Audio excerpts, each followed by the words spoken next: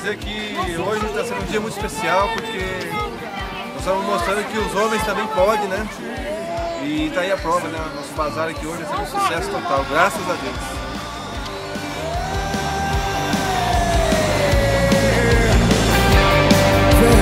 Sopra forte, as águas não podem afogar. Estamos encerrando aqui o Bazar dos Homens aqui em Tamandaré.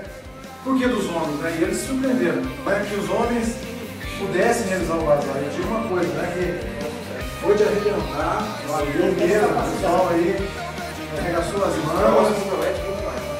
Já está firmado na agenda, né? Vamos ver com a pastora Rita, pastora.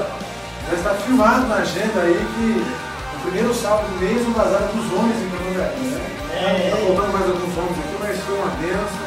Vamos ver nas fotos aí, foi maravilhoso, né? Nós queremos dizer uma coisa para vocês, né?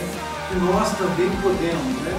Isso aí. A gente une a nossa força, não tem para ninguém, por mais, né, nós aqui estamos com dificuldade, vamos usar algumas roupas ali, mas todo mundo superou e foi um sucesso, valeu a pena.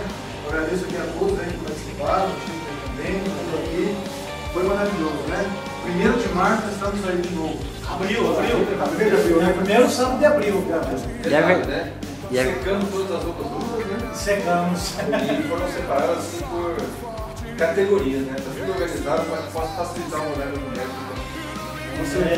Agora eu acho agora um momento especial, dá uma olhada aí. Dá licença, Marcos. Ó, já detonaram o bichinho aqui, ó. Nós também, né? Temos fome, agora chegamos na recompensa.